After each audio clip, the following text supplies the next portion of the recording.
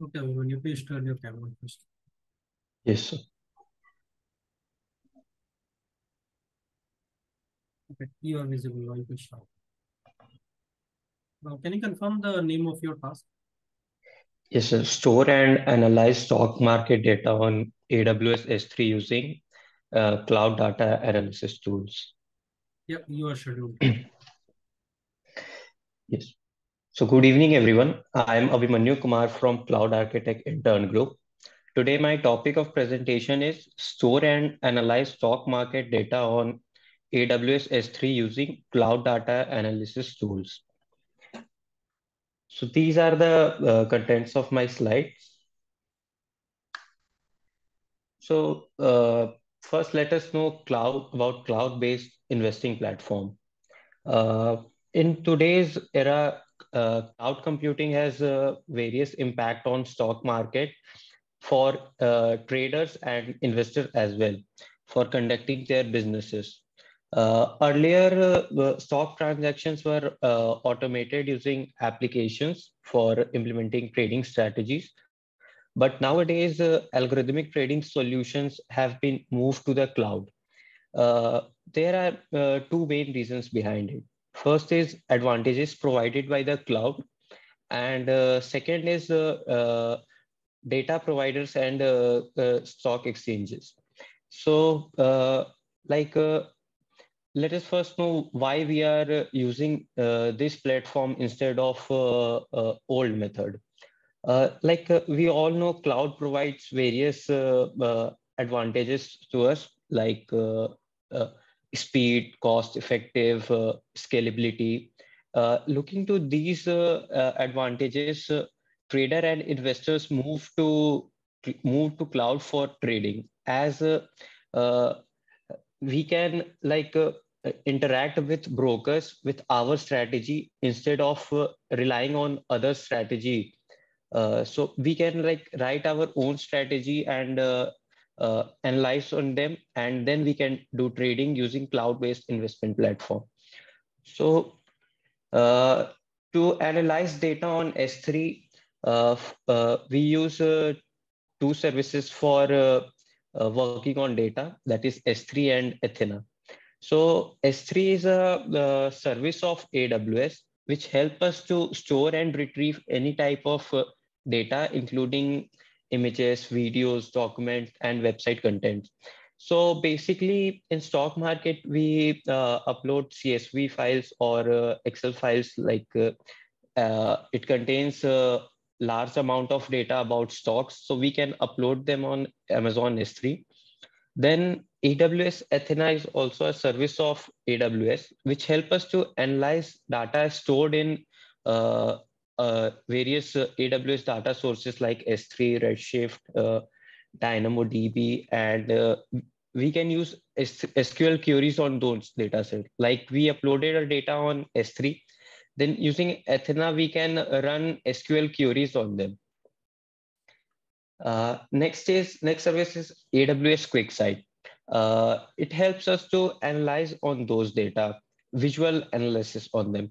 It is also a service of Amazon, which helps us to create an interactive dashboards so that which we can visualize on those data sets. We can visualize using various features of QuickSight, like there is bar graph, pie chart, and stack chart, and other more visualizations options are there. And we can uh, use data sources from S3, RDS, Redshift, and other third-party sources also. Like we can directly upload our data sets from Excel. And it also provides powerful data transformation capabilities, allowing us to clean, enrich, and merge data from multiple sources. As I said, it provides various range of visualization to help us in analyzing and exploring our data. So these are the screenshots I have added for my project. I made first S3 bucket named stock market data one and uploaded stock data HDFC Bank CSV file. This CSV file contains uh, data of March month of stock HDFC Bank. Then I created a database named stock market and created a table and connected it with S3, and I connected that data set with Athena so that I can run SQL queries on them. This was the data set. Then Athena database was connected to QuickSight so that we can perform analysis on those data sets. So there are various visualization we can do, like this is the like how volumes are increasing or decreasing as per date. Then at what price stock HDFC Bank stock closed.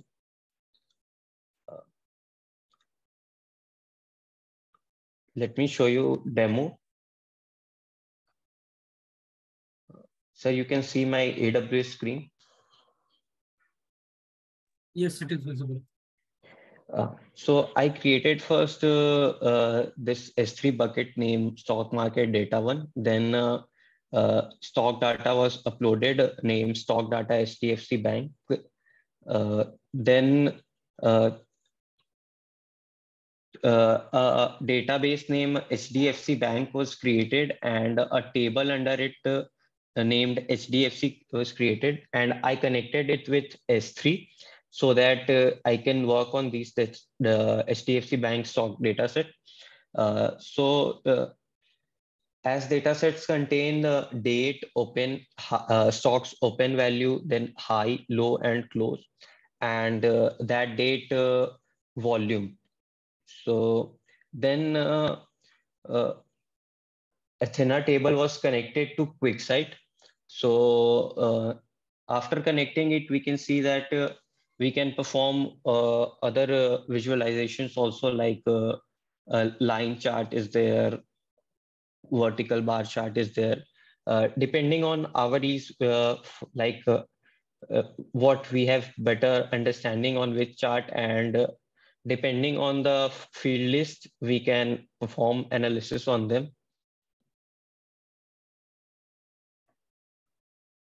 So let us know about advantages. As other advantages of cloud, I have listed three of them: speed of trading, data and analytics need, and security. So speed of trading has been increased as compared to the uh, uh, traditional method, because using cloud, we don't rely only on broker. We have our analysis, so we can select our trade fastly. We can it's our analysis, so we can rely on them also. We don't have to trust third parties analysis. Then data and analytics need, so we can also backtest those data using SageMaker or RDS QuickSight for analysis.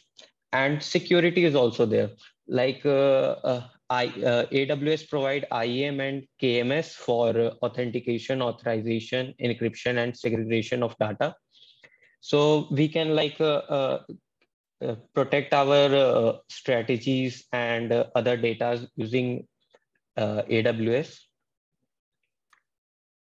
So conclusion, uh, we have seen that how we can easily import data on S3 and then run analysis using Athena and QuickSight.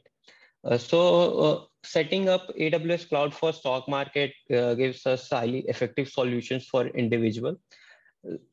Cost effective is also there, because if we don't want to do some trading for particular days, then it won't cost us for those days.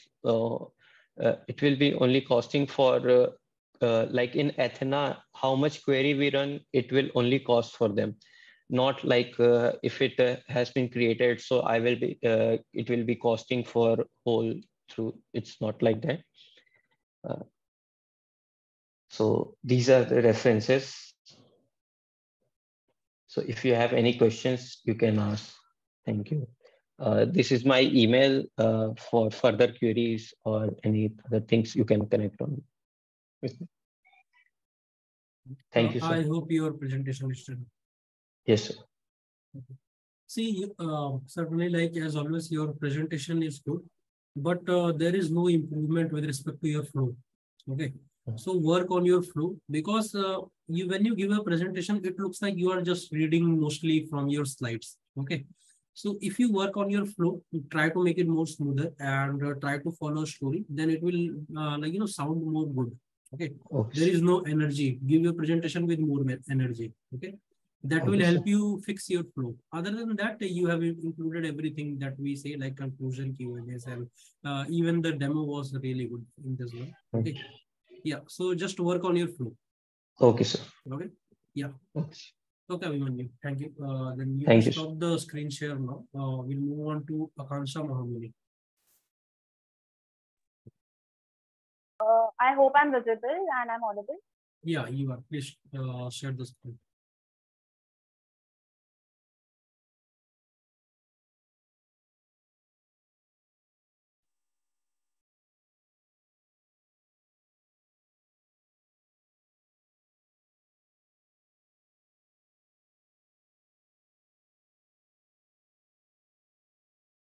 So is my screen visible?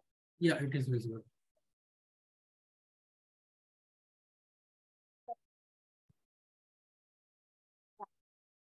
Hello and good evening, everyone. My name is Akanksha Mahamuni. I am from First April Cybersecurity Batch. The topic I'll be talking about is Microsoft 98367 Security Fundamentals.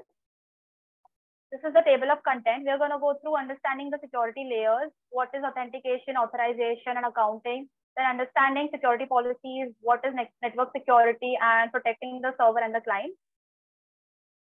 First, understanding security layers. So these are the sources of security, cybersecurity threats. Before that, let's just start by seeing how actually two computers communicate or how packets are sent from a device to the server. So say supposedly I want to connect to Amazon server. I'm searching Amazon.com on Google. So what it really does is that the packet request is sent from my device to the server by hopping from one device to another until it reaches the destination. That packet has the source address and the destination address. And if it is intervened by some attacker, that attacker can disrupt the connection, because of which threats or the data can be compromised or the connection can be compromised. So these are the sources of cybersecurity threats. There are nation states. There is a possibility that supposedly the India-Pakistan, we have a conflict. So the government agencies of the Pakistan government, they can try to get into our confidential servers and try to attack the server and take data from us, some confidential data, like maybe data of the soldiers that are assigned or what tasks are assigned to them. Then there are corporate spies. So there may be a possibility that two competing organizations are very successful and the other organization wants to, win over them in the business. There are spies for that. Then there are malicious insiders. So there may be a possibility that the opponent organization may hire someone from your own company and they may give them money for providing the confidential data of our company. Then there are hacktivists, terrorist groups. Then there are also hackers and criminal groups. What are the core security principles? Core security principles are CIA, which stands for confidentiality, integrity, and availability. Confidentiality is it only permits users and applications or computer systems of the same organization, which means that only the employees of our company are allowed to access the data or are allowed to log in into the system and use the system. It secures us from unauthorized access. Integrity, it protects against any unauthorized changes. So supposedly an employee from the HR, maybe HR department or IT department has been sent some data to work upon. That data, it should be ensured that that data is sent to them only to access it in a way that they can only read it to work on it and they are not allowed to modify it. This is just one example. And there may be a possibility that by chance, if this data is sent in writing mode or modifying mode, that employee may by mistakenly modify the data, which may disrupt the normal flow of the organization. Then availability. it is being accessible to a user application or computer system when required. So it should not be like a user is trying to log in and they are not able to access the the device even after typing the perfect login credentials. The right data should be available to the right users. Then threat and risk management. It is the process of identifying, assessing, and prioritizing threats and risks. Risk is basically the probability of an event to occur, while threat is something more specific than risk, which may affect the normal functioning of an organization.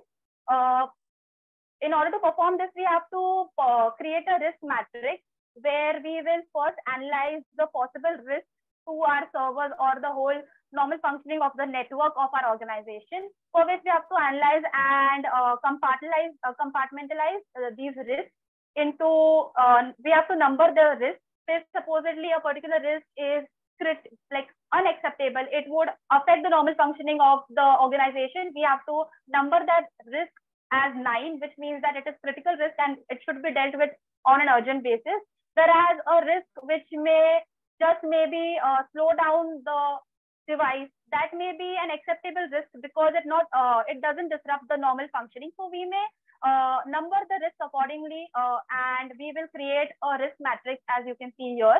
The risk matrix should include the risk, the likelihood that the risk will actually occur, that is the x-axis as you can see. Then the impact of the risk or the total risk score, which is the y-axis, and the relevant business owner for the risk.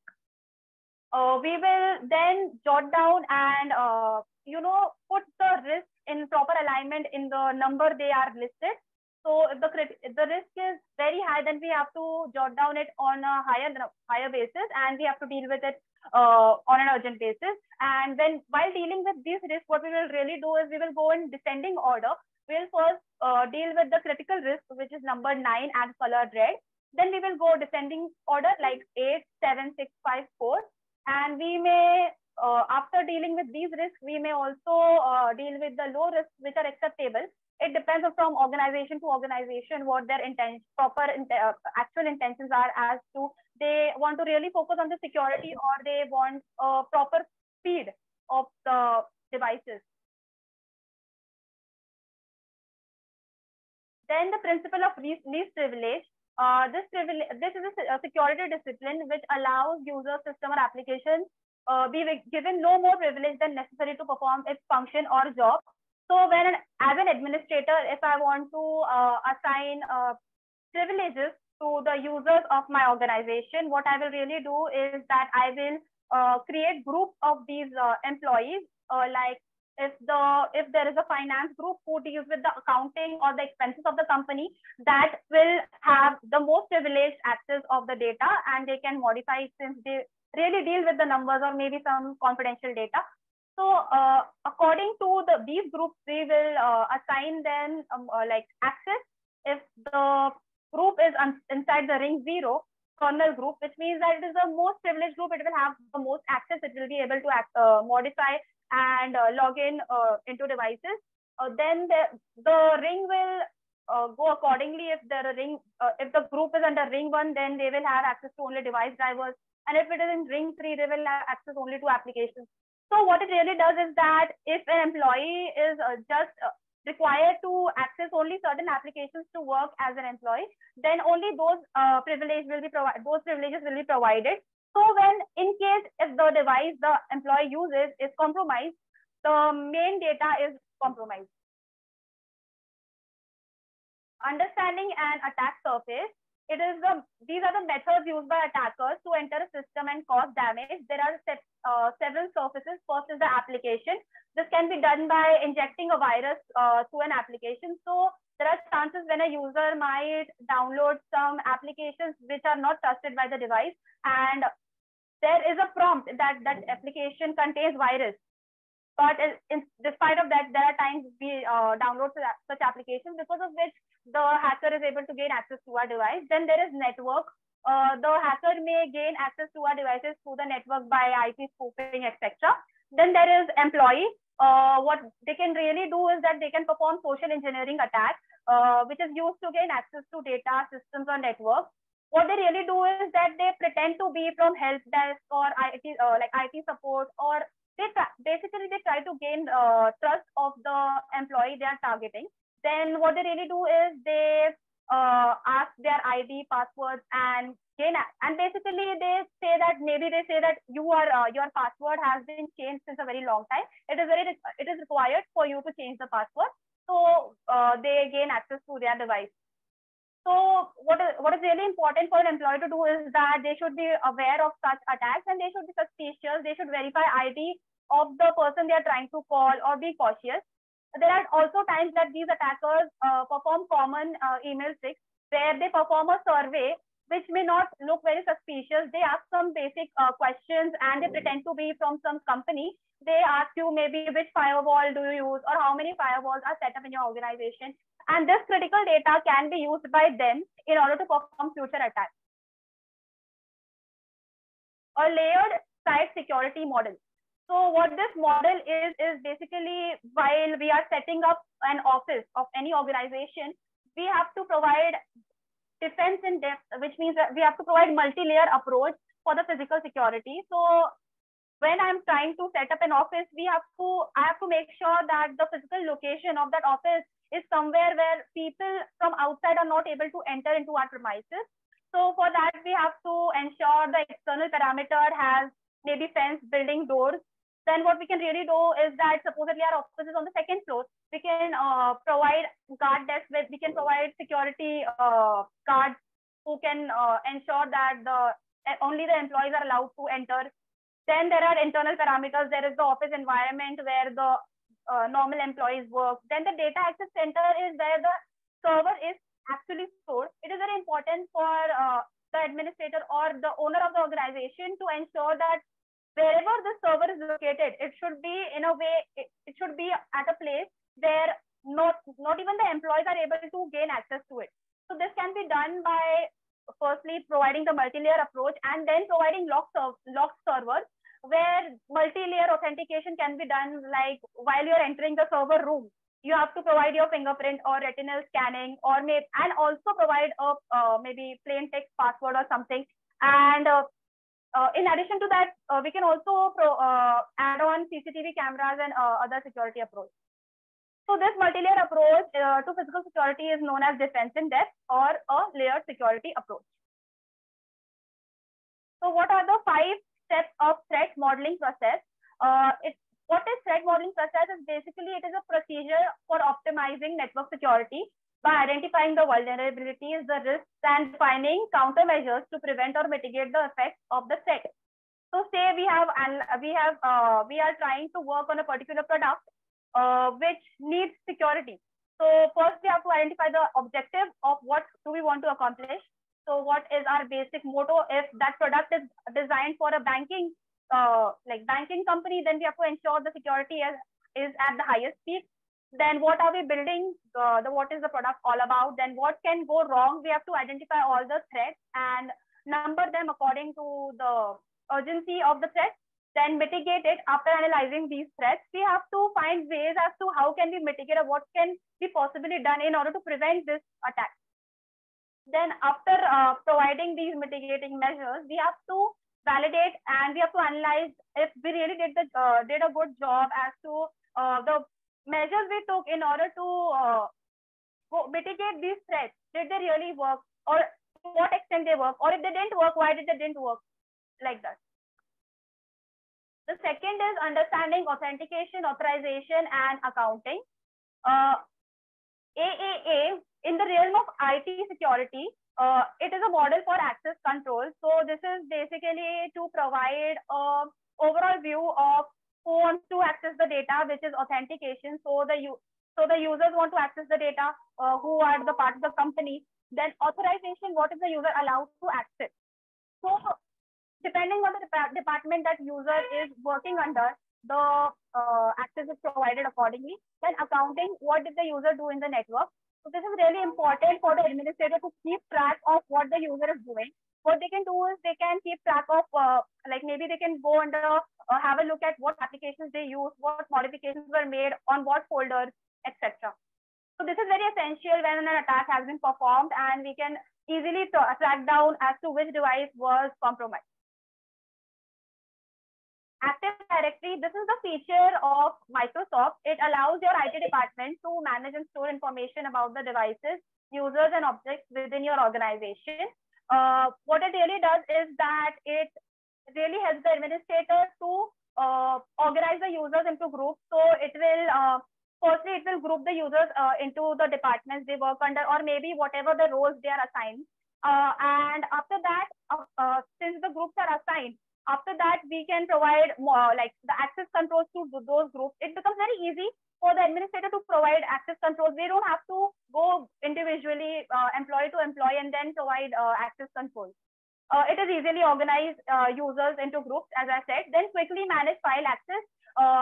Depending on the confidential file, we can provide access to the employees if they have the right to actually modify the file or don't, or if only the read-only method is possible for the employee to work upon. Then maintain a complete overview of the management of resources. It helps us to identify what employee is using what resources. Then Active Directory is universally adopted. So for say an organization wants to collaborate with some other organization or wants to partner up with some other organization. So there is a high chance that Active Directory will also be used by that company. And since it allows you to manage and store information, and you want to maybe transfer some confidential information or maybe work together, this becomes very easy. And what we really have to do is we just have to add the users on group, and we can really easily cooperate with one another. Then through Active Directory usage, we can provide the centralized management of the users. So even administrator from the head office can provide the management of the users from some office, from the office which is not located nearby, like head office. There are several branch offices of a company. Then using NTFS permissions. NTFS stands for New Technology File System. What it really does is it allows you to control which users and groups can gain access to files and folders on an NTFS volume. As you can see in this image, what we have to do is, in order to provide permissions for the data, we have to add the group we want to provide permissions to, or we can even individually assign a particular employee the permission for the data. After adding that thing, we have to select in this example, the system group has been chosen. Okay, so we have to provide permission for this group. What we can do is we can provide full control, modify, read and execute, list folder contents, read, any one of this, and we can also deny this. And after, so for example, the group system is provided with the permission of read and execute. After choosing that, we have to click on apply and okay, and that permission will be implemented. The advantage of using this is that they affect on local users as well as network users. Using encryption to protect data. So supposedly, I am trying to connect to a bank server, and I'm trying to send some confidential data like my account number or maybe my PIN number. I want to change my PIN number, and I'm trying to contact with the IT support system of that company.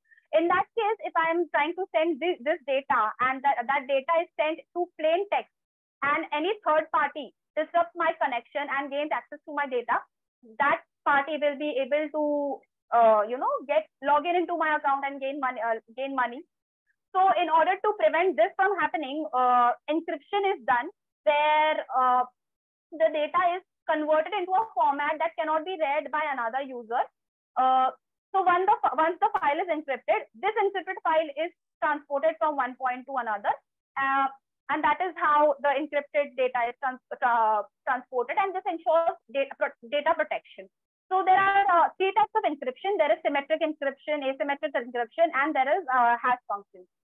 So in symmetric encryption, this is where there is a two-way communication between the two parties, and they want to communicate in a very private manner, and they want to ensure that the data is not read by some other third party, even if they are able to enter the connection. So in that case, what happens is that they first encrypt the data and they send it to the intended party. And that party is able to decrypt that data only by using the private key. So this ensures that the data is being sent to the correct user, and this way they can perform a secure connection and they can communicate easily. Then there is asymmetric encryption. So this encryption is used when we want to ensure that the data is being sent to the correct party. In this case, we will use the public key in order to encrypt the data. And once the data is sent to a connection, the intended receiver will be able to decrypt this data only by using the private key. Encrypting with VPN. VPN stands for Virtual Private Network. It links two computers to a wide area network such as the internet. So there are several, supposedly there is a company which has one head office, two branch offices, and there is a main server in the head office, and the employees of several offices are trying to communicate with one another in order to ensure proper functioning of the company. In that case, this technology can be used. When using this technology, Windows 10 and Windows Server 2016 suppose the following forms of authentication, that is password authentication protocol, challenge handshake authentication, where synchronization is done, then Microsoft SAP version 2 and extensible authentication protocol. Number 3 is understanding security policies, using password policies to enhance security. So when a user is trying to set up a password, we have to ensure that the password is not easily cracked, because of which there are several controls that can be used to ensure the security associated with the password. What can be really done is password complexity. We can maybe provide a minimum length of the password, say 14 characters should be used, or there should at least be a single special character or number and uppercase, lowercase, etc.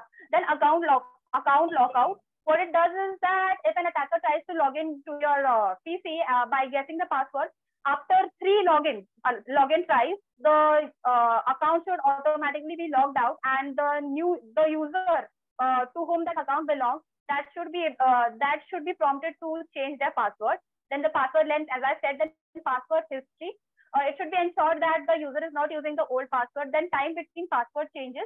There should be a minimum time allocated on the basis of the confidential data of that user, that they should change maybe within 30 days after changing the password.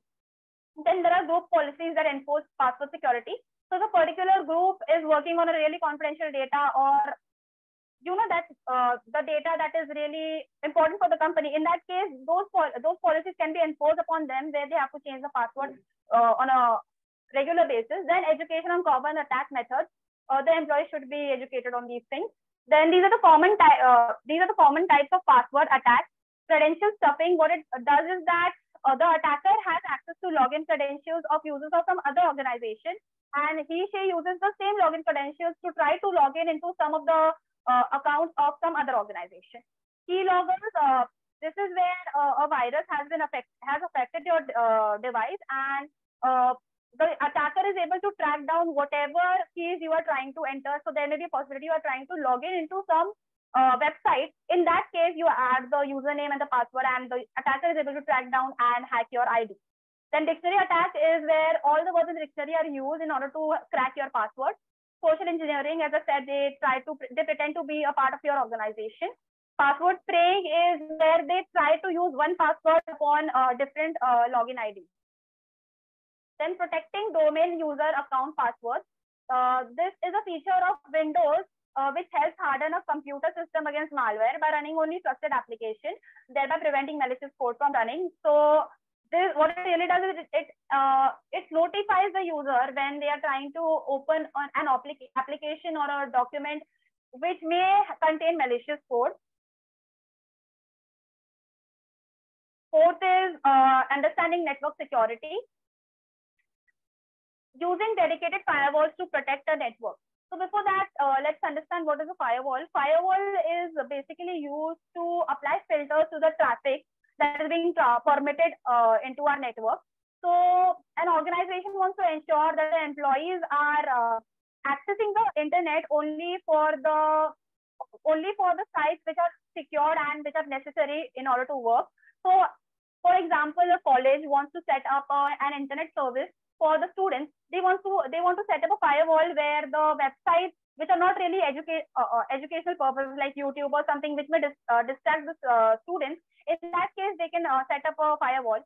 But in addition to this, this adds a security layer as well, as it applies filters and doesn't allow websites which may contain malicious code to enter into the network. It is a system that is designed to protect a computer or computer network from network-based attacks. So in the diagram, this is the internet where all the sites and data is stored, and the internet traffic transports into, it gets into the firewall, after which the firewall applies filters, and then the data is provided to the corporate network. Understanding intrusion detection systems and intrusion prevention systems. So these are systems which are actually used in order to detect if there is some attack or something doubtful happening in the network. So supposedly an attacker is trying to perform an attack and into a corporate network. He is maybe trying to affect the network or maybe steal some data. In that case, the IDS will only detect that thing and will notify the administrator or maybe someone who is responsible for the security of the network.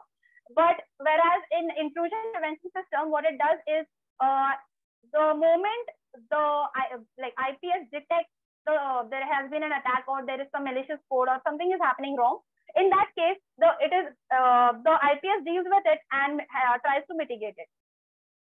Understanding NAT stands for Network Address Translation. So this is something which can be used in order to add an additional security layer to an organization.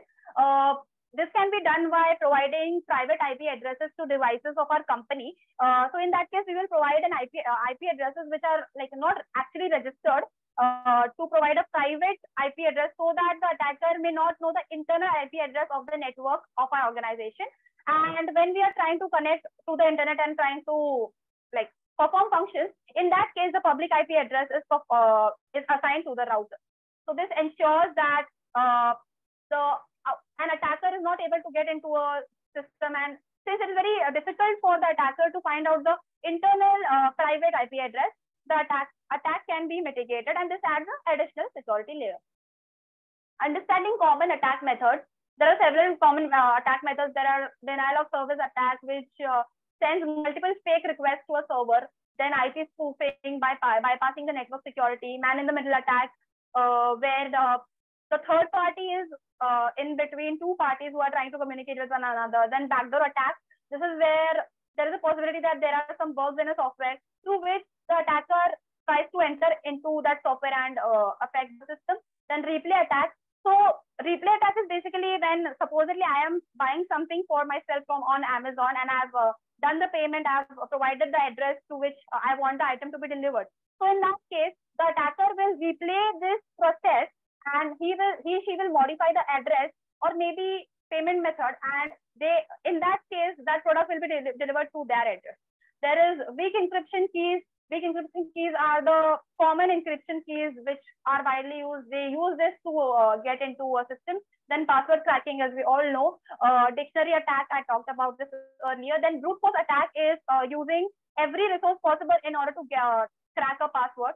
Then software vulnerability attack is where there are maybe bugs and patches which are not been fixed, through which the attacker tries to enter. Then SQL injection attack. This is the type of attack where the attacker gets into the database of the server and she is able to access the data. Then this is a pie chart of how long were employees and customers unable to access the system. So once an attack was performed, this shows the time it took for them to recover. So the blue indicates that 52% of the people who were attacked, they took less than 8 hours to get back the system. Then 17% took 1 day, then 20% took 2 to 3 days, then 11% took even more than a week. Protecting the server and the client.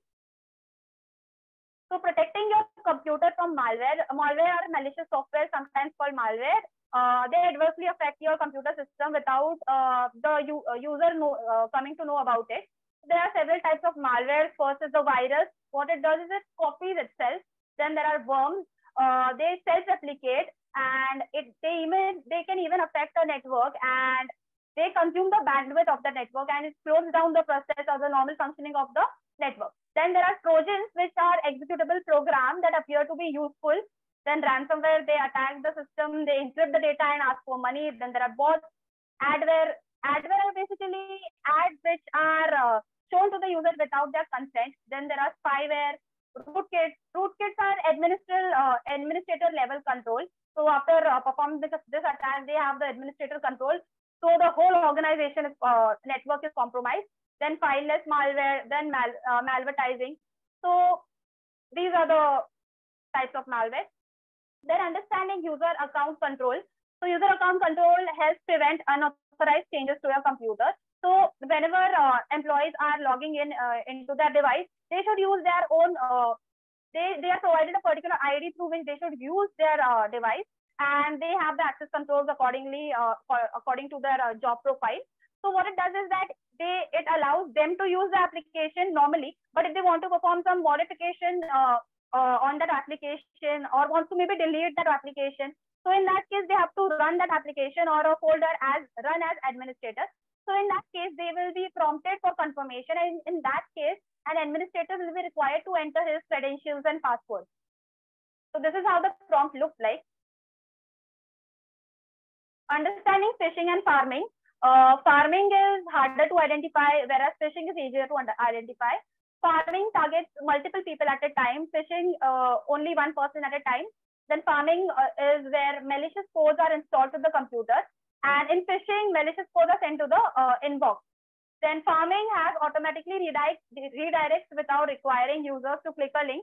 So there are times when we are trying to search something and we open a website which is not trustful.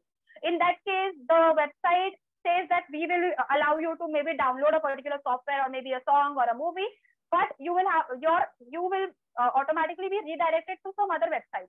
So that is one form. Then there are there is phishing. In that case, there are emails which are being sent to you, and they try to gain trust by pretending to be a company through which you perform transactions or maybe order something from there. And in that case, you open, maybe you think that there is an offer or something, and in that case, this attack is performed. The understanding read-only domain controller. It allows full replication of the domain database. So where this is really helpful is that supposedly my head office has been set up very properly. I have provided the access controls according to the department, and they have they have access controls like finance department has different access control, and HR department has different, IT has different. So in that case, if the company wants to expand and wants to set up a branch office, and that branch office is located at a location which is not very secure, and the organization is not sure that the data will be stored securely, in that case they can use this where the data is replicated and the server is only able to read the data and not write it. So supposedly these access control modifications are provided, the groups are created at the main office. So we want to implement the same strategy on the branch office. This functionality can be used.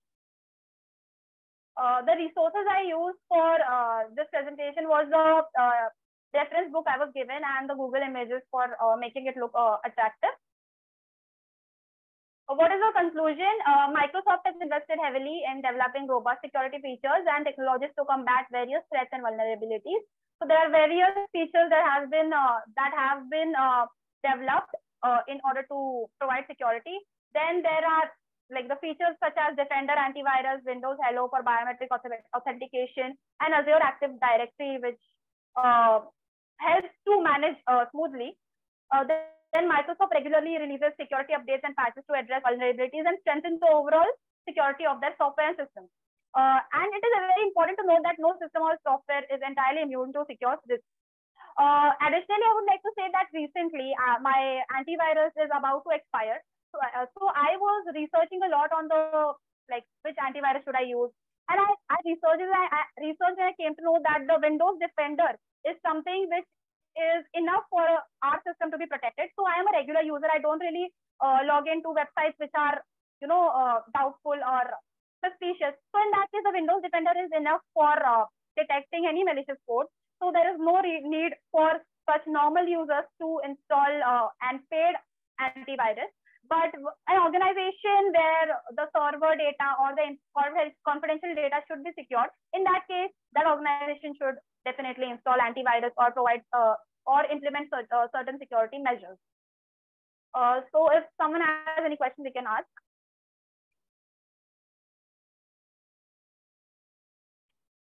Thank you, everyone. If someone wants to contact me or has any query, they can contact me through this email ID. That's it from my side, sir. See, first of all, a really well explained presentation. Good enough examples were given. Proper diagrams were used. Was interactive. But again, when you are giving a presentation and your presentation is quite long, okay, so it is good that you didn't shy away from like giving a really long presentation. Some people think that they only need to give a small presentation, say so like, they left out some more information. But you have done a really in-depth presentation. It was a really well done presentation. Examples were given, but I believe a lot of people got lost in between your presentation because good enough context was not given in the start. So make sure learn about how to actually start your presentation. At the start, if you are able to catch your viewers' attention and you are able to keep them in in the same boat or on the same level as you, it will become much more better presentation. Okay, so work on your start because your end and the actual explanation was actually really good. And I believe only and only starts needs to be improved. Okay, give some context like what we are actually about to see, and you can be more in depth or more explicit about what your actual conclusion is at the very start, so that people can expect something. Okay, in a presentation, see, expectation is something that can help you make a good hook. Okay, so the people know. And then when you're giving an explanation, then you have a really long presentation. It is important that you use repetition. So what is the repetition? It doesn't mean you are just repeating same topic again after a couple of minutes or after a couple of slides.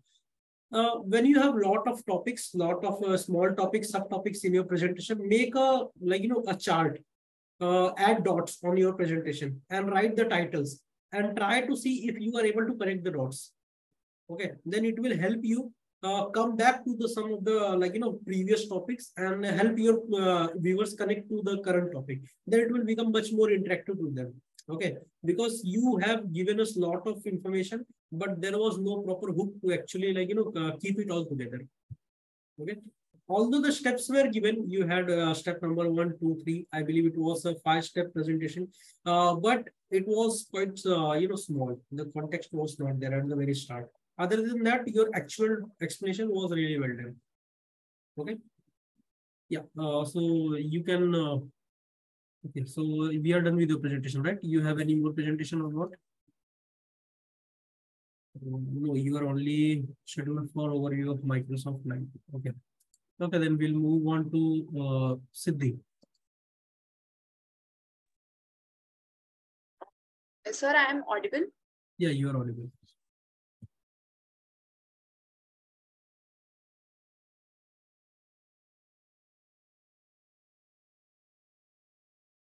Sir, is my screen visible?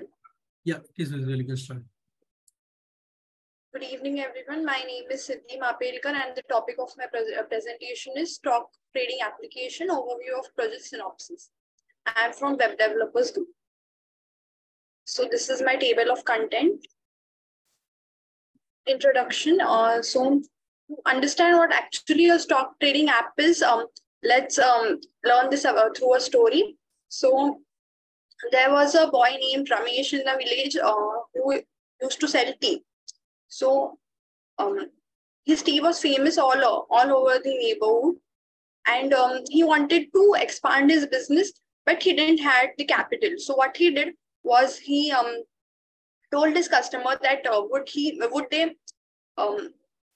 they help him by giving some money and take a share in exchange of it, which is basically equity of his company. So gradually his business grew, and the people who weren't interested in his business earlier, they also wanted to take the share of the company in double rate. So by this, his profit also got increased. So this is what basically a stock trading application actually does. But these transactions are done in thousands of transactions are done over a span of a minute.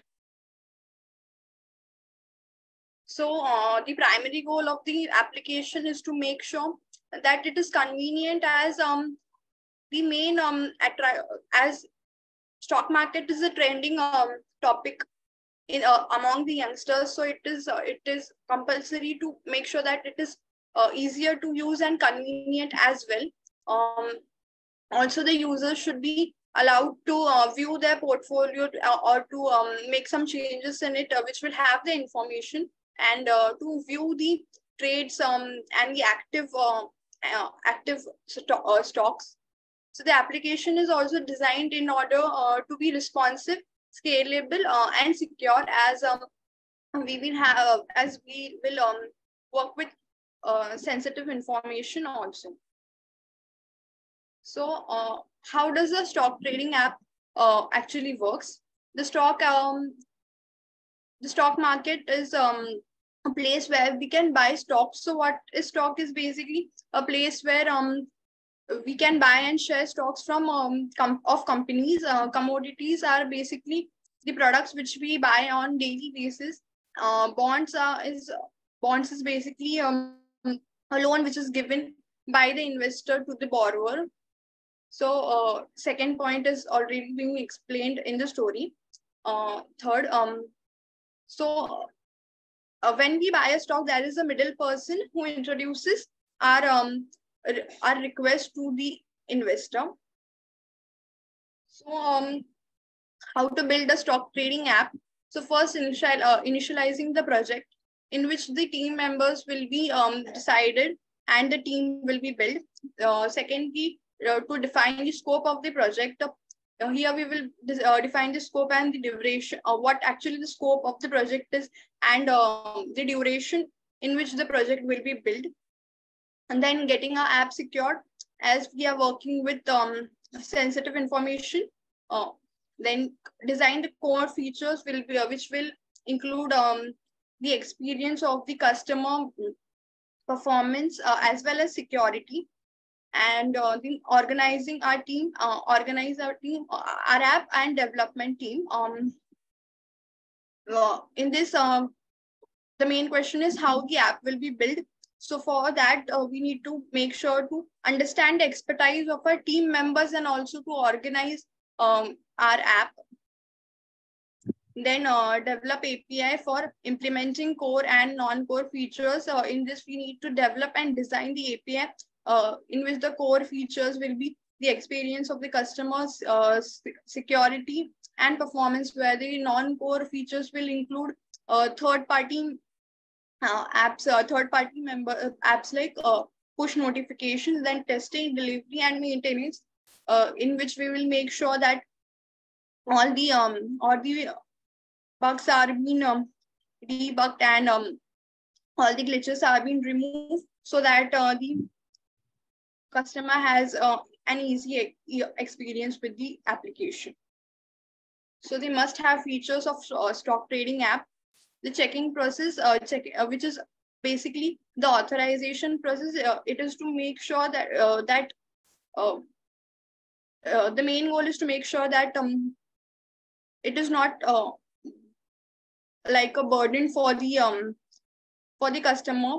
User profile, which will contain the information about the customer, putting trades on stocks, which will help them to monitor the funds. Real-time portfolios, which is the main feature actually, which will have the updations about the customers' stocks in which he has traded.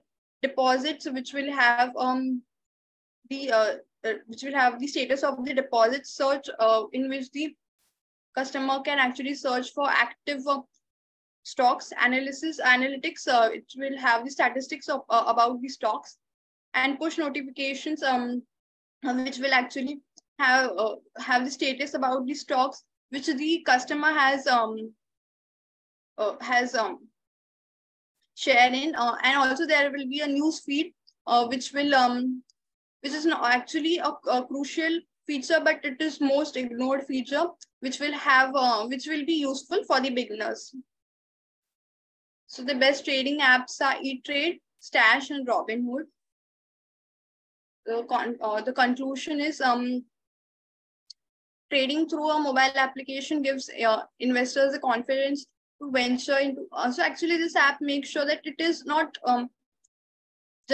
it just gives you a review or basic view about the application, and not everything is spoon feeded. It is basically a new venture for the customers to explore their interest and in their time, and options that are well suited for them in their own time. So here are the references that I have used. So I have one more presentation. Wait, So what is the topic of other presentation? So timeline, project timeline. Okay. And what was this presentation? Overview of project synopsis, right? Yes. Okay. Can you go to that mobile screen image that you have?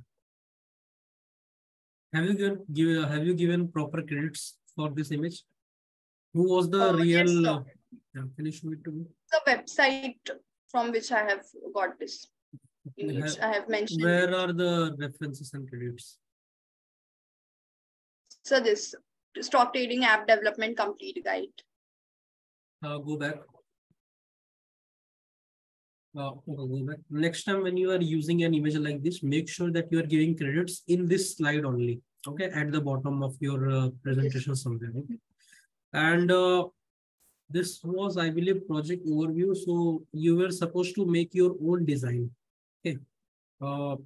You can also use a wireframe to show us like what your actual product will look like. You don't really have to make a design, okay? But make sure that you have your wireframes ready from your side, okay?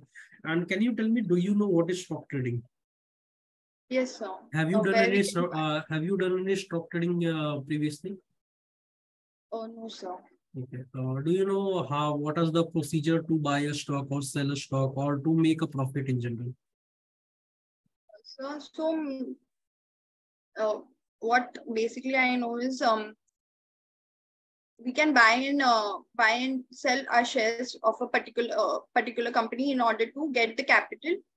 When we buy a share, we basically get the equity from that company, and if the company is profitable, so the cost of our shares increase.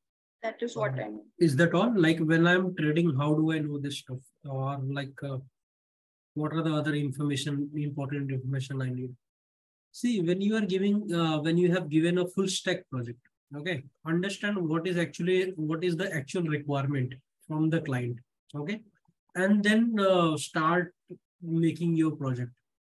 When we have said that you just need to give us a design and the actual development timeline or a document on that, and also create a simple wireframe, do a simple demonstration on like accepting the charts, like accepting the data and showing it in the chart. You can do those things, okay? That will be really easy to do, but I believe it is not really well done, okay? You need to do more in-depth research on the topic, because when you are making a stock trading application, you need to understand yourself how we are actually going to use it and what makes my stock trading application different from others. On the next slide, you have, I believe, 3 companies name, right? Yes, sir. Don't like directly just give best trading apps and then 3 companies. Why I would go for your application if you are telling me that these are the best 3 applications? What's the point of using your application? Can you tell me that? Yes. See, your presentation is actually made like a college project, okay? And you have to change your way of thinking. When you are making a project, understand that you are actually making it to make a money, okay? And how you can do that.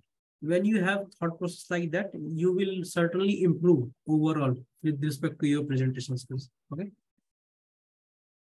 Okay, so only thing I can say for this one is try to do more in-depth research on this topic. Other than that, it did cover like everything that we actually needed. Okay, you did cover the design part, although it was not yours, but again, you did cover it. So we can give that to you. And also most of the like important things were present, but I think it can be more in-depth. Okay. Yeah, so now you can move on to your next topic. Is that project timeline? Yes, sir. Yeah, you can now go on to that.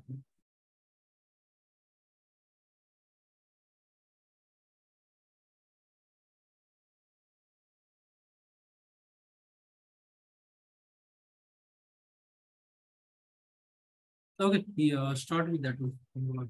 If you want any time for preparation, we can move on to next internal issues. So I'm ready. Yeah, you can start. So is the screen visible? Yeah, I can see the real-time stock market project timeline. So good evening, everyone. My name is Siddhi Mhapelkar, and the topic of my project is real-time stock market application project timeline. I'm from Web Developers Group. So what is project timeline basically? So it is typically in the form of horizontal bar where each task is with a corresponding name and the end and the start date. Also, the main thing is that it shows whether the task is dependent on other tasks and the duration of deadline of the specific task. So how do we calculate a project timeline? First of all, write a project scope statement. It will include all milestones, the deliverables of the project, as well as the task. Make a breakdown structure, WBS, which actually breaks down the scope statement into work packages. Identify task dependencies to identify which task is dependent on the other. Estimate task duration is to estimate the task duration of the specific task. Then define deadlines of the specific task, which will actually mean what is the duration or amount of duration of time that the team has to complete the task. Set milestones. It is the most important feature, which will actually say that the phase is ended and the next phase is about to start. So this is how the project timeline looks like. So introduction to Node area. So first we have a flag which will actually show us what the manually implemented in chart. Then the arrow will show time limit, time up process, and the next arrow will show us time specification. So introduction to, first of all, in the first week, we will learn about introduction to React JS, in which we will learn about React.js and Node.js component and state management. Then setting up the development environment in which we will install Node.js and React.js component and their dependencies and other dependencies, which both of this will be done in week 1.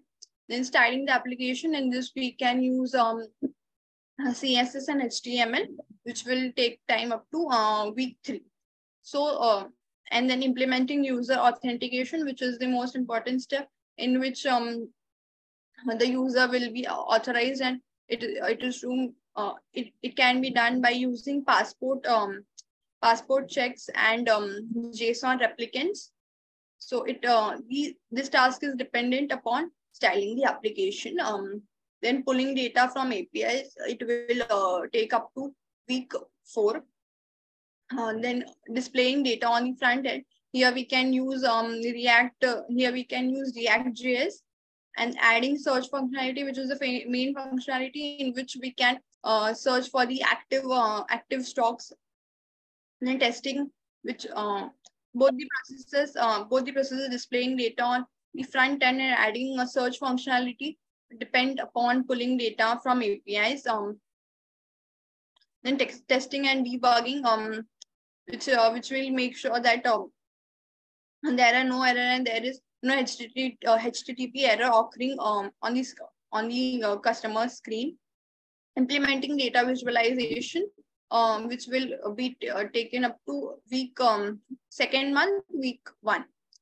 And testing and debugging will start from week 3 to week 4. Then implementing data visualization, here we have to install libraries, libraries like and charts like DJP.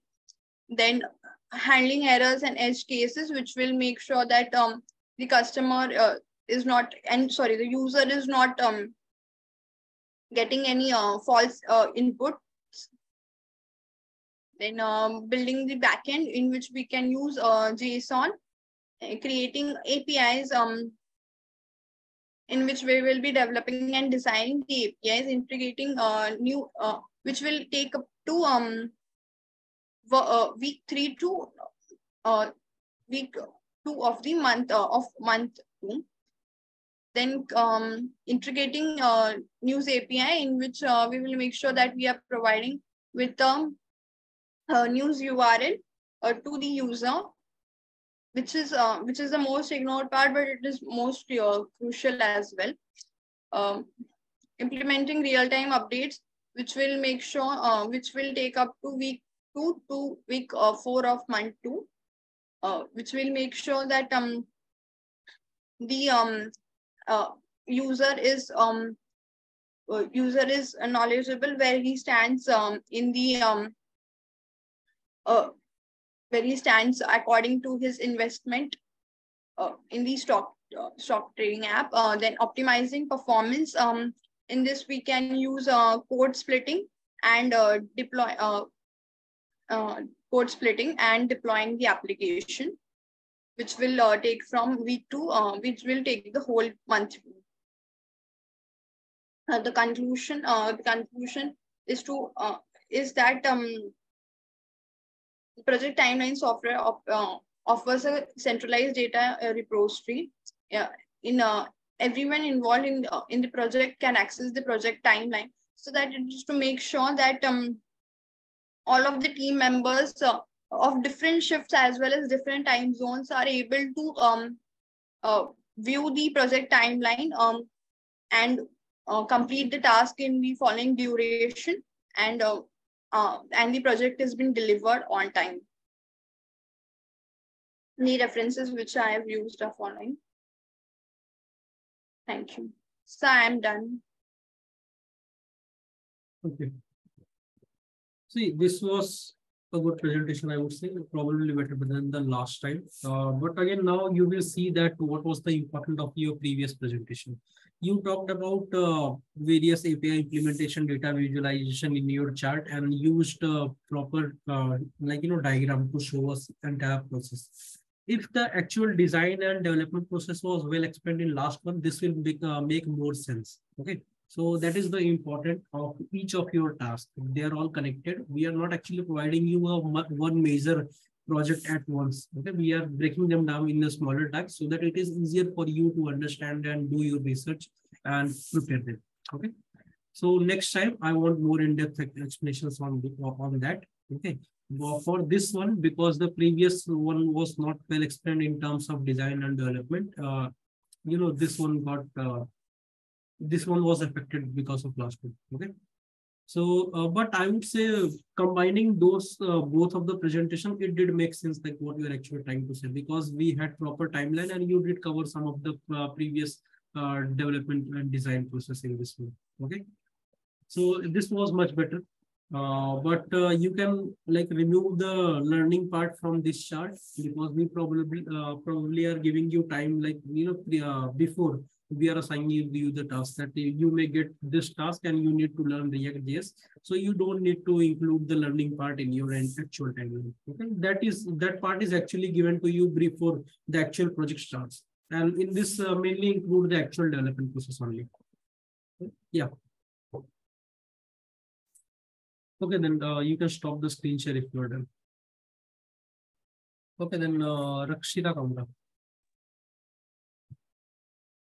Good evening, sir. Yeah.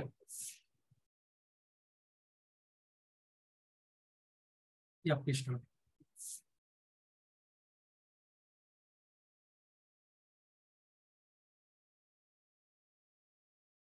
Okay.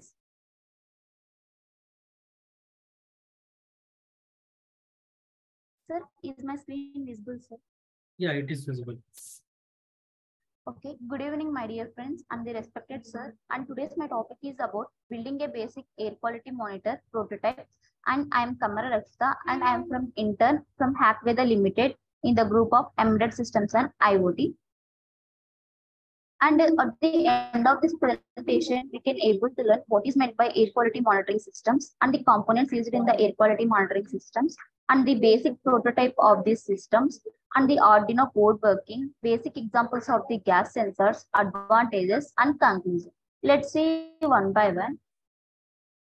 Basically, air is the basic component that can be useful for our survival. The food, the water, the clothes, the shelter, and the air we breathe is the main important components for any person's survival. But what actually happens means in all these nowadays, the air was polluted in a high range because of this. The first major concern about this air pollution is industrialization, and the second one is increase in the population, and the third one is increase in the uses of the vehicles, and the air that comes out of these vehicles are the major concerns about the air pollution. And coming to what is meant by air quality monitoring system means, it is the process that it can able to know how much percentage of fresh air and how much percentage of the polluted air present in our in our environment. So by this comparison we can able to know how good the air we breathe. So for this purpose we can use this air quality monitoring systems, and there are different types of the air quality systems. It depends upon the applications. That is, if we use the air quality monitoring systems in the indoor purpose, so it is called indoor air quality systems. And when we use these air quality monitoring systems in the outdoor, like in the traffic systems and the streets and in our streets, so that is called outdoor air quality systems. And let's see one by one the basic prototype of the air quality monitoring system. And the basic components used in this air quality monitoring system are these are the main components that we can use for this prototype. The first one is DHT11 temperature and humidity sensor, and the second one is Arduino Nano R3, and the third one is I2C OLED display and the air quality sensor. And these are the pictures of the DHT11 temperature and humidity sensor. And it is all about the Arduino Nano board, and it is the OLED display, and it is the MCQ135 gas sensor. I can explain each one by one. And the first one is DTH11 temperature and humidity sensor. And basically it is a digital sensor. It has 4 pins. One is a VCC, it means supply, and another one is output pin, another one is ground pin, and one pin is associated with the no connection for the future purpose, and it depends upon the applications that we are using. We also have the 3-pin configuration also, that is without another pin. We have only 3 pins, that is VCC, output pin, and the ground pin.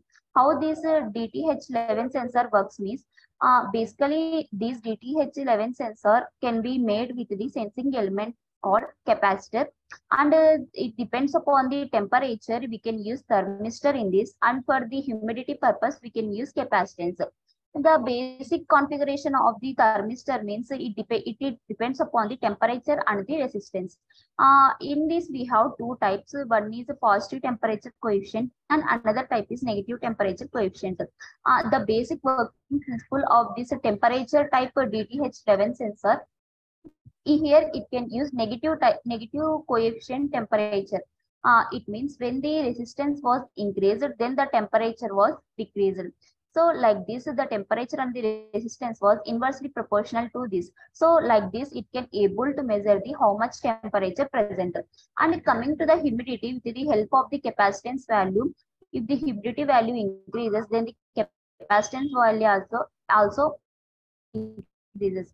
And when the capacitance value is decreases, the humidity value also decreases. So like this, the humidity and the capacitance was proportional to each other. Like this DTH temperature and the gas sensor works.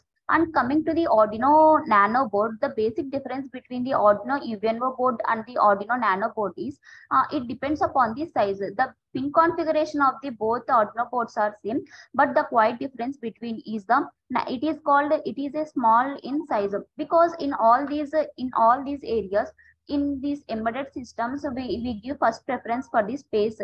For manufacturing of any components in any devices, the first preference that we give is space. So we use this nanoboard, and the power supply it can take is also vary up to 6 volts to the 12 volts, whereas Arduino Uno board is up to only 0 to 5 volts. And these are all have digital pins, 14 digital pins, and it also has the analog pins also. So it is the basic difference between the Arduino Uno board and the Arduino Nano board. And the Arduino Nano board we can use in variety of applications like robotics, automation, and for any embedded purpose. And in some laptops and mobile phones also we can use this Arduino Nano board. And coming to the OLED Arduino display, the full form of the OLED means organic light emitting diode, and the working principle of this OLED is same as the liquid crystal display. As what is the difference between this liquid crystal display and OLED means the pixels present in these devices.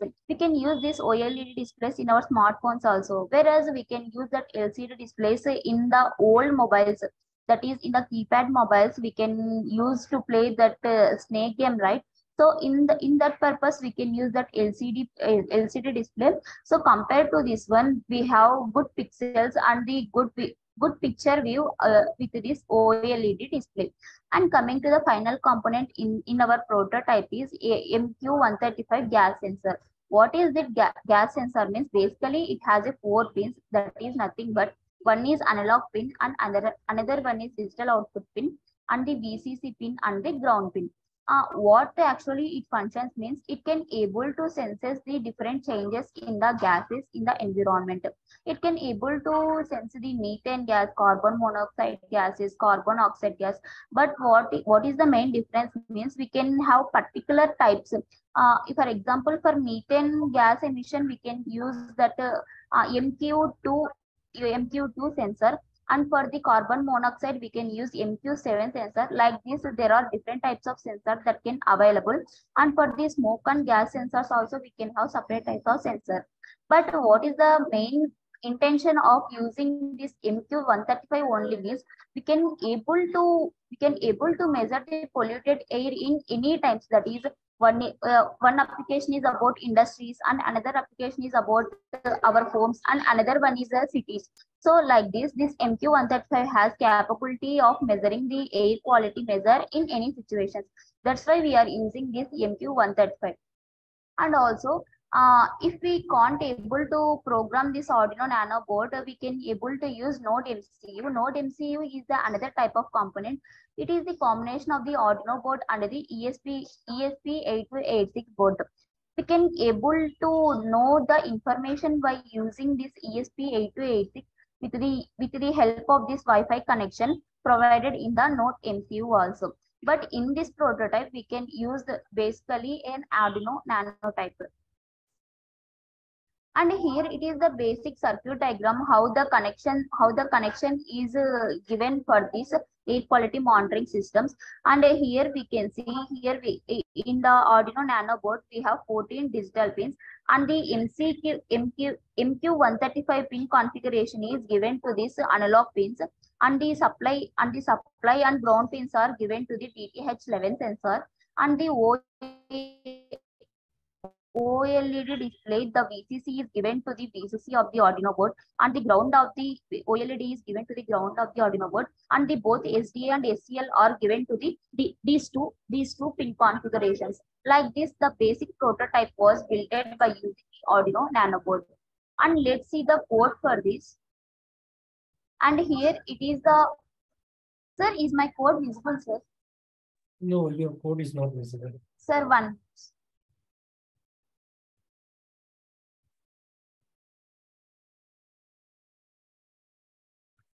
Sir? Now it is visible. Yeah. And coming to the code, it is the basic code which we can write by using the C language. First of all, in any C language, first we need to define and include some libraries. So for displaying of information in the OLED display and the DTH11 sensor, we need to install. These are the basic libraries that we need to install for the working purpose. that is Adafruit, and the font is dht.h, spi.h, y.h. These are the basic libraries that we need to install for this output. And next we need to define the screen width and the screen height. That is nothing but OLED that we use for displaying purpose. We need to define the screen width and the screen height. The basic intention of using this define is we need to repeat the screen width and the screen height for any further changes. So first we need to define the screen width, screen height, and also reset pin also. And the reset pin number of the OLED display is 4th pin. And coming to the sensor, we can able to take the readings from the sensor by using the analog pin. That is nothing but by using the MQ135 sensor analog output pin, we can able to take our information from the surroundings. And we can take that digital pin 2 of the DHT pin for taking information regarding to the temperature and the humidity purpose. And coming to the main program, and from here it is we can start the main program. First of all, we need to give the gas level. We need to imagine that the gas level at starting is 0, and then we need to define that the DHT pin under DHT type. And next we need to give this float HD DHT dot read humidity and the read temperature. What actually it means, it can give the instructions to the sensor to take the humidity and the temperature by the surroundings. And coming to this line, what it takes means, first it initializes if the readings that we are taken from the surroundings are correct or not. If it is correct, then it shows the output. And if the readings that it takes from the surroundings are not accessible or not acceptable by the sensors, it shows failed to read from the DHT sensor. And coming to here these are the all display functions that we are used for this OLED display. That means the text color we can keep is white, and the text size is 1 unit, and the font size is depends upon our interest. We can able to give any type of font style. And here it is the set cursor. What the actually means is set cursor tells that where the cursor is present in that OLCD display. And the configuration 0 to 43 means it can tells us the column number and the line number for searching any specific value purpose. And these are the print LED temp, and T is the short form of the temperature, and C is we can able to measure temperature in the Celsius or Fahrenheit. But here we can use that Celsius for measuring the temperature. And RH, and the short form of the RH is H. RH means relative humidity. We can able to measure this relative humidity using the percentage. So these are the set cursor. These are set cursor points are used for changing the cursor of the OLED display from starting to the ending. Like this it works. And coming to the quality, first of all we need to go 8 sensor that we are using in the MQ135 sensor. It can able to read from the surroundings that the air quality is good or not. First of all, we need to give one string to another string, analog read sensor to the gas level, and we need to compare using the if and else if conditions. If the gas level is less than 181, then it can display good. And coming to the second condition, if the gas level is greater than 181 and the less than 225, it needs to shows that air quality is poor. And if the gas level is greater than 225 and the gas level is less than 300, then it needs to show the very bad in the OLED display. And the same thing here also repeat. If the gas level is greater than 300 and the gas level is less than 350, it means the gas level is between 300 and 350. It needs to show that you are dead. It means it is just toxic. And if it process all these values, it needs to show the gas level is very toxic. Like this, the air quality monitoring can display good, poor, bad, or toxic. Like this, it need to display. We can able to change these numbers also depend upon the application where we are using. For example, in our homes, the pollutant materials present in our home are very less. And compared to the industrialization, we have a lot of pollution in there, and also in our surroundings also. So we can able to change these values also. And these are the display conditions. These are the display conditions for OLED for this display of the good, poor, very bad, toxic. First of all, here we can define the text should be in white color and text size is 1. And the set cursor, it is the as we discussed in earlier, it is the column and line, and it is the column size, and it is the line size. And here it is the font, and here we need to display what it measures. It measures actually air quality. So we can give this here air quality. So comparing all these by using all these code, our air quality monitoring systems works using this DHT11 sensor and the MQ135 sensors. And next, and back to our PPT. As I show that here you can able to understand how actually the code works for displaying the information. Here we can able to see the light air quality. It is in good condition, and the temperature in the centigrades and the humidity level in the percentage. Here it is the basic display of the information using OLED display. And many persons thinks that actually what are the benefits of this air quality monitoring system means we can able to protect our motherland or our earth, because if the environment is not good, our survival also becomes very tough, right? So we need to give preference for this air quality monitoring systems, as we see that nowadays we have many solutions, but what actually happens means they did not take that in a serious action. But if we neglect all these things, we only face the problems. So the basic advantage are it can able to protect our health. By these air quality monitoring systems, we can able to monitor the climate changes also, because the climate was changes due to this humidity and the temperature levels that can increase day by day. So we can able to reduce that one also. And also if we compare this air quality monitoring systems day by day, we can able to analyze that in which type of areas we need to take more action. And the conditions that are given by the World Health Organizations is followed by the persons or the cities in these cities. So like this, there are many advantages. Like it can also help us support research and the development. What actually this support research and development means, the temperature varies from one day to another day, and also the pollution range also changes from the one day to another day.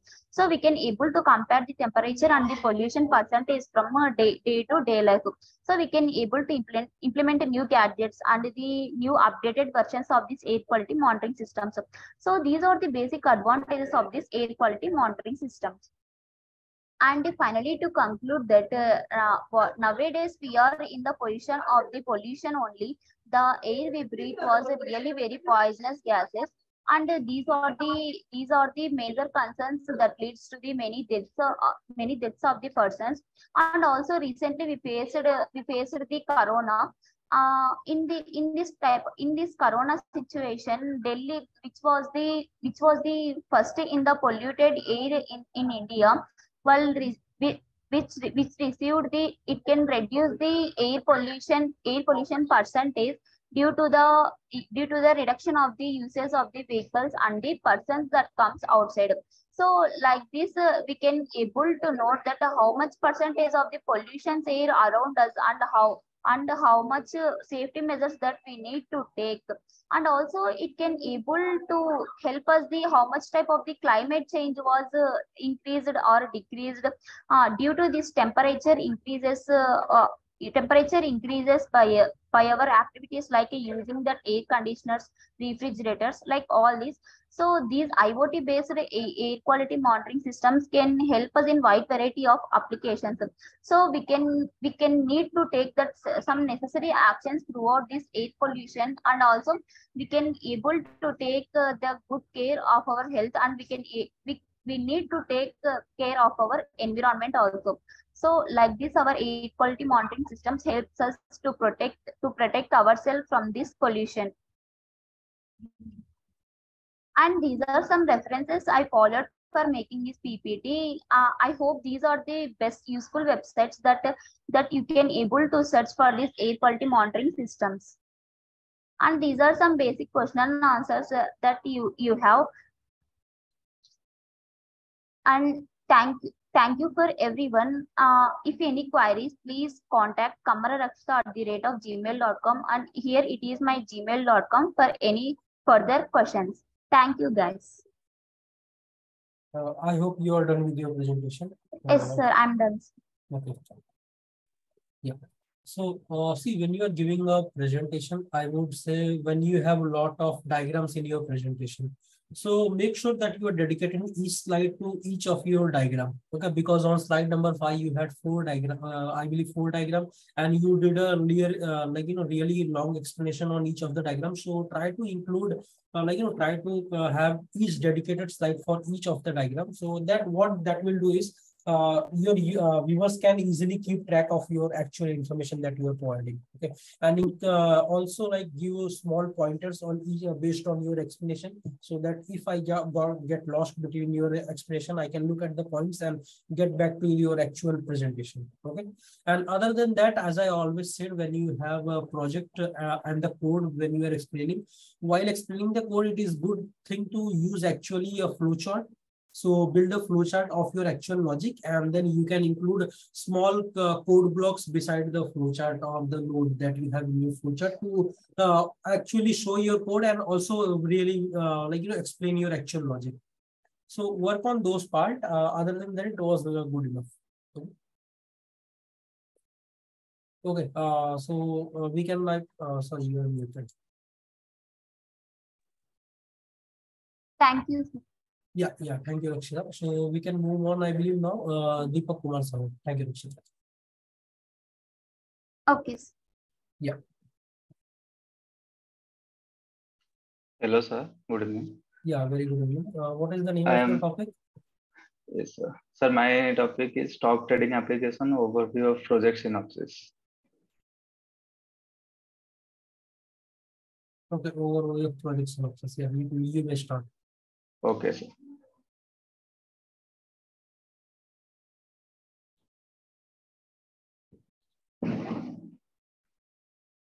So my screen is visible? Yeah, it is visible. Okay, sir. So hello everyone, I am Deepak Kumar Sahoo and I am from Java Developer Group. And today my presentation is on stock trading application. Task is overview of project synopsis. So what are the outline of this presentation? First is introduction to stock trading application. What is stock trading application and what are the features?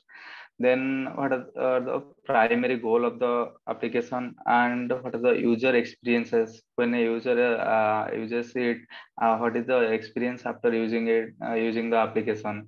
Then what are the key features of this application? Like what are the tools? What are the extra features in this stock trading application? Then we have payment and currency options in stock trading application. What are the payment gateways and what are the different currencies from different countries currency options in this application? Then what is the customizability? How can we customize customize the stock trading application, and the integration, how we integrate tools, how we integrate new features in this application. Then conclusion. So what is it? The stock trading application. What is the stock trading application? So stock trading application is a software system that allows to buy and sell stocks in real time using a user-friendly interface. User-friendly interface UI.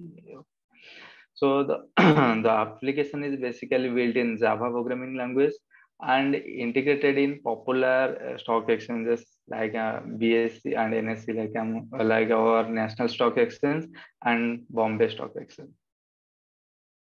So what are the primary goals and user experiences? The primary goal of this application, stock trading application, is to provide user a convenient way to trade stocks online, convenient, a easy interface to stock trade, buy or sell stocks online. And the application also allows user to access real-time stock market data or the stock price till the present stock price and view their portfolio and execute trades instantly. And they can buy stocks instantly, and they can also sell stocks instantly. Then what is the user experience? User experience. The application is designed to be highly responsive and scalable. Means it is long term and secure for security purposes, and ensuring that users have a seamless trading experiences. So what are the key features of this application? The application includes several key features like real-time stock quotes, like what is the real-time stock price offs and goes down, what is the what is the current stock price, and advanced chatting tools. They can chat with related issues due to stocks, and what are the news alerts like the new added stocks and what are the stocks new added, what are the new IPO, and customize watch list. They also can a user can also customize the watch list, the personalized stocks they can like to trade. Then users can create personalized watch list to track specific stocks. They can personalize watch list for specific stocks. They can invest, receive alerts when those stocks reach certain price levels. They can receive alerts when a stock, if a user if a user add stocks in their personal watch list, if the stock price goes down, then the system will alerts or boost the notification to the user. Then the stock price goes down, then the user can come to the platform and they can buy or sell the product. So what are the payment and currency options in this application? The application is integrated with various payment gateways to ensure seamless and secure transactions. The payment methods are such as credit cards or debit cards, and wire transfer like electronic fund transfers from the bank or online wallets. Okay. Then the application also supports multiple currencies from different countries, make it easier for users to trade stocks globally, not for limited in one country, yeah, or two countries, but a user can trade stocks globally. Then what is the customizability in this application? The stock trading application is designed to be highly customizable, allowing financial institution to tailor the platform to their specific needs. What are the specific needs according to the financial institution? What are their demand as specific needs? What are their specific customizable options they can add to it? And what is the integration of this application? The application can be easily integrated with the existing trading platform, the trading platform that are previously there, and the risk management tool and other financial software systems that can use help to this application. Then what is this conclusion? Then conclusion is stock trading application is powerful and versatile platform that provides users with a convenient and secure way to trade stock online. That is a convenient platform or easy platform, secure the transactions, they can buy or sell stocks, and the online transactions that are secure, so they can easily trade stocks online. And the application is completely built in Java, and so there is a highly responsive and scalable and also secure. The application is designed to be highly customizable and make the financial institution can customize according to their needs. So making it suitable for use by financial institution of all. So these are my references I used to make this presentation. So if any question, please ask. Thank you. And if any queries, please contact me in this Gmail account, kumar48deepak@gmail.com. I have done with my presentation. I hope you are done with your presentation. Yes, sir. Okay. See, we need more in-depth explanation with respect to your technical aspect of the presentation. Okay. Tell me the actual development and design process that you will use to make this application. Okay, instead of just giving me advantages of and simple 2-3 points on each of the topics. Okay, that is not enough. That may be enough for someone who is actually just looking for a stock trading application introduction, but this is not good enough when we look at the technical aspects of the thing. Okay. So technically, let me know how how you will actually create this application instead of just telling me like what features there will be in your application. Okay. Because when you are actually telling me how you will, how you plan to design or develop this application, you will certainly include the feature part as well, right? Okay, sir. Yeah. Okay, so improve on that part, and also try to have more energy when you are giving presentation, because you need to build a good hook and good story when you are giving a presentation. Okay. Okay. Other than that, it was good. Thank you, sir. Okay, thank you, Deepak. You can stop the screen share now. We'll move on to Manish. Okay, sir. Yeah, Manish.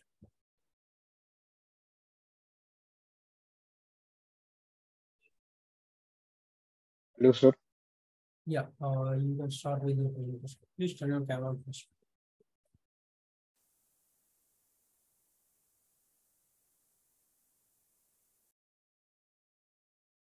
Actually, my presentation is scheduled on another task. Okay, no issues. Sir, but this task was pending from 1 month, so I would like to give this presentation today, sir. Yeah, sure, you can do it. So this is my first task. Good evening, sir. My task name is Python Powered Digital Marketing, building a Google crawler and a SMTP email sender. So this is the agenda of our task. So I have introduction of a Google crawler, building a Google crawler with Python, benefits of building your own Google crawler, understanding Google SMTP, sending email using Google SMTP in Python, and at last the curriculum. So the introduction of Google crawler. Google crawlers are automated bots that search and index web pages. As a digital marketer, building your own crawler can help you gather data on your competitors' websites and improve your SEO strategies. A web crawler is a type of a bot that is typically operated by a search engine like Google. Python programming language is an excellent choice for building a Google crawler due to the simplicity and versatility with Python. You can easily extract data from web pages and store it in a structured format for analysis. Building a Google crawler with Python. To build a Google crawler with Python, you first need to install a web scraping library such as Beautiful Soap or Scrappy. These libraries allow us to extract data from the web pages by parsing HTML and XML documents. Once you have extracted the data, you can store it in the database or export it in the CSV file for further analysis. You can also use Python to automate the crawling process by scheduling regular crawls and setting up alerts for specific changes on web pages. So workflow from the data is been the request has been made from the server to the web browser. When response is come back to it, and then it extracts the data and saves it in the database. So this is the workflow of the how it works. Google crawler, how the Google crawler works. Benefits of building your own Google crawler. Building your own Google crawler can provide you with valuable insights into your competitors, valuable such improving SEO strategies. You can also use the data collected by your caller to identify new business opportunities and gain an competitive advantage in your industry. Moreover, automating the crawling process can save your time and resource while providing you with real-time updates on changes to your target web pages. So this is the code we have used here. We have used request to extract get the HTTP request in Python. We have used import pandas library to library for request response in table, JSON library for the data representation during transmission. And here is a question list where the output is being stored. We are using the sites Quora.com, Reddit, and Microsoft.com. We are using APIs to extract the data from the browser, and this is our output. We have entered the keyword Python interview questions, and we have got the output here. So now we are understanding Google SMTP. SMTP stands for Simple Mail Transfer Protocol and is used for sending emails over the internet. Google provides as SMTP service that allows us to send mails using your Google account. In order to use Google SMTP, you need to authenticate your account using your email address and password. Once authenticated, you can use Python programming to send emails directly from the Gmail account. Sending email using Google SMTP in Python. To send emails using Google SMTP in Python, you need to import the SMTP lib module and create a connection to the SMTP server. You then need to authenticate your account using email address and password. Once authenticated, you can compose and send mails using the Python email library. You can also add attachments and customize the formatting of your email using HTML and CSS. This is the code we have used here. SMTP library we have imported here, and we can write our content or we can add an attachment to our mail. And the advantage, regular SMTP server supports both inbound and outbound email delivery. The user can have a dedicated server if needed. It supports bulk mailing. It is low cost and it takes an extended area storage. Provide options for tracking mails, and it's reliable and quick email delivery. These are the disadvantages. The main drawback of sending through the SMTP server is that it is insecure. It can be easily hacked. There are so called fake mails that are messages sent using any address. For example, billgates@microsoft.com to any recipients. Another disadvantage is the server limitations.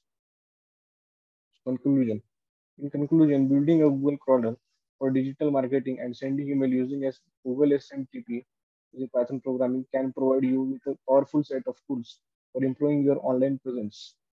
By leveraging the capabilities of Python and Google SMTP services, you can gain valuable insights in your competitors' websites, automate your crawling process, and communicate with the audience more effectively through email marketing. These are the differences. And if any questions, this is my contact details. My email ID is mentioned. Thank you. I hope this presentation is done by this. Okay. Yes. See, your presentation was okay, but I think it can improve with respect to your hook and story part. Okay, when you are giving a story, try to come up with a story, even if there's two applications. These two tasks are like not really related to each other. One is from SMTP email and another is the Google crawler. So, but still try to come up with some kind of story or like some kind of timeline. Or you can also list down the steps that you have taken for the presentation so that people will have a story that they can follow or a context to like what to expect from you this presentation.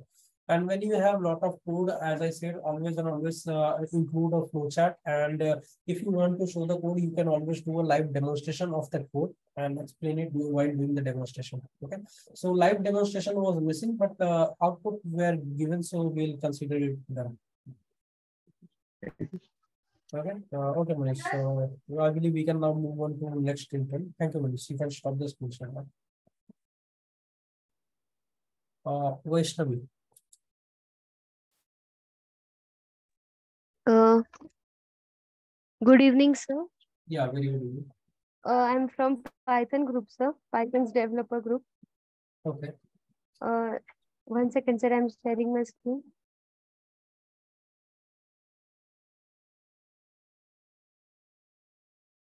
Can you show me, share your email with me? Yes, sir. vaishnavisidlambe@gmail.com. Sorry, can you repeat again? Yes, sir. vaishnavisidlambe@gmail.com. Sir, it's written already in my screen if you want to. Yeah, I saw that. So you are going to give presentation for which task? Sir, I'm going to give 2-3 presentations on my all over pending tasks. Okay, because we are short on time, what you can do one presentation right now, and then you can join tomorrow at 7. And Sir, actually, I wanted my certificate in this week. So if it's possible, at least for partial. Sorry? Sir, actually, I wanted my internship certificate in this week. So I wanted to request you about that. If it's possible, can I get it in 2 days? See, you have to complete your presentations first. We will see like what was your actual deadline for the presentation, if you have given it on right time or not, and what is the quality of your presentation. You will receive the Okay, score for sir. the presentation, and then you will receive the scores. This is why we have always told everyone that please continue complete your presentation when you are scheduled for it, instead of just piling them up. Okay. Yes, sir. So you can Sir, start with this one and then continue the both of them tomorrow. And by day after tomorrow, you may receive it, because I will send the score by tomorrow evening if you are able to complete all the presentation by tomorrow. Okay, sir, because now I wanted to submit it on Saturday. So that's the problem. If it is on Saturday, then you can do one presentation today, complete rest of the presentation on Thursday. You can receive it by Saturday, if the scores are good enough, I would say. Sir, then I will be needing it on Friday, because I want to give it in my college on Saturday. See, that is not my issue. No, sir, Okay. if you talk to that, sir, if it's possible, so I No, it wanted is to not request you. possible. You need to complete all of your tasks. And if Okay, you sir. want, then you may directly talk to him by following the number that is given on Hackveda.in website. Okay, sir. Okay, so start with your first presentation for me. Yes, sir, this was about SMPT, mail sending via Python. So, sir, if you give your mail ID, so it will be received to you on your mail ID. So I've just given my mail ID is both.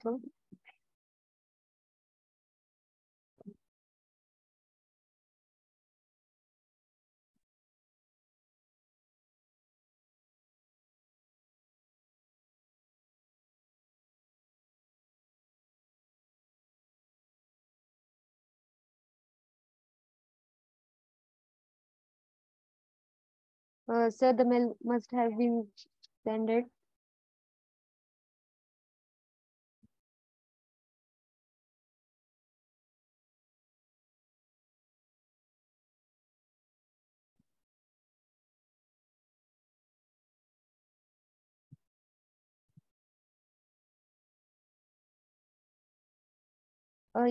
So you have got the mail from another mail ID. And this was the presentation I've prepared at that time for it. So SMPT stands for Simple Mail Transfer Protocol, and the components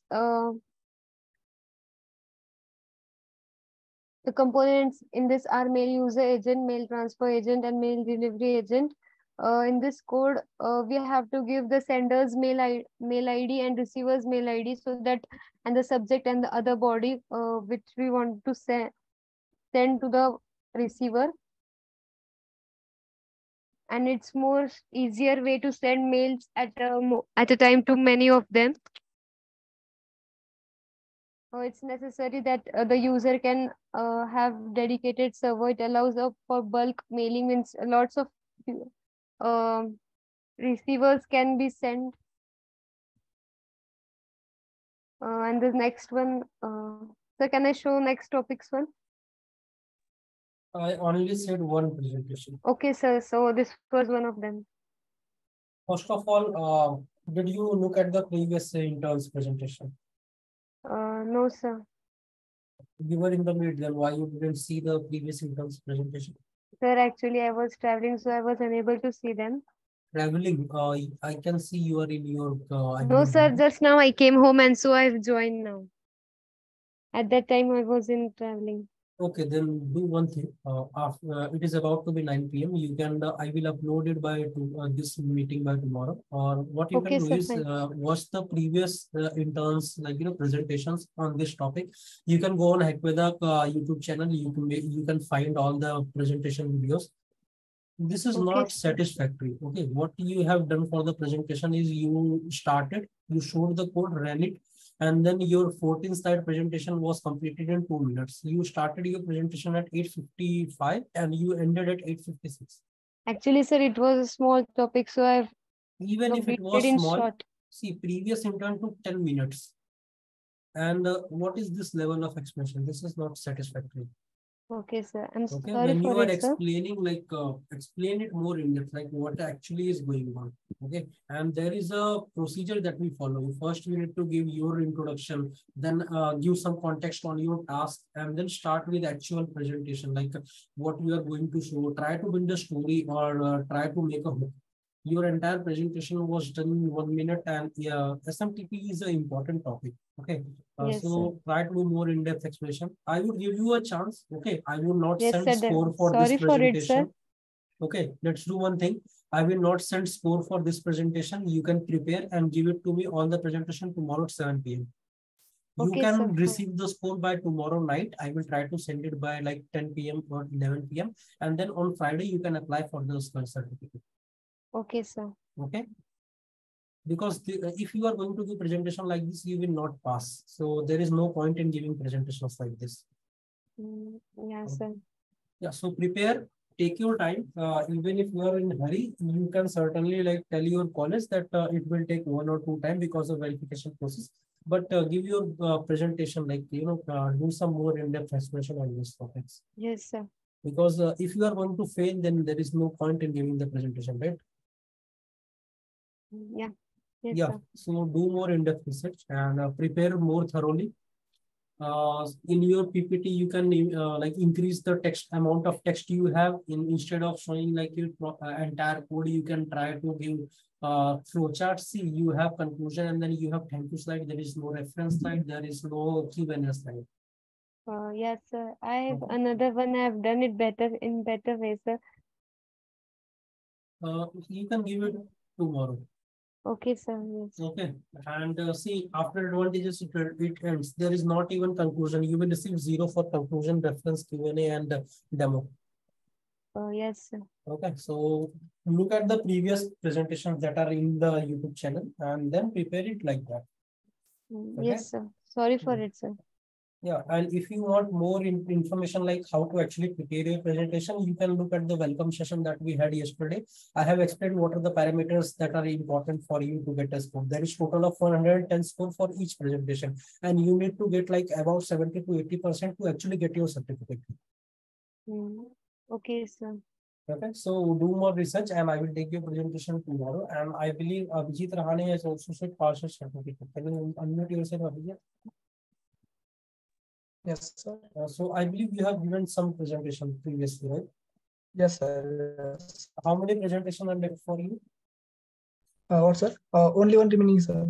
Okay, so do one thing because we are already out of time. So you can again give it tomorrow with her. You can join at 7. I will take your presentation first, and then I will take Vaishnavi's presentation first, and then we will move on with all the people who have raised their hand. Okay. Okay. Okay. And then you can actually, I believe, apply for the certificate because you have already given a couple of presentations before. Okay, sir. Okay, you can try talking to them in the technical chat between 10 to 6 p.m. Else you can join tomorrow sharp at 7. I will call your name. You can give your presentation. Okay, sir. Thank you. Yeah, thank you, Abhijit.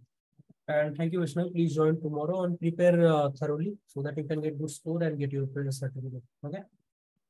Okay, sir. Okay, thank you for joining. We'll end the session for today. You can join tomorrow at 7 again. Thank you.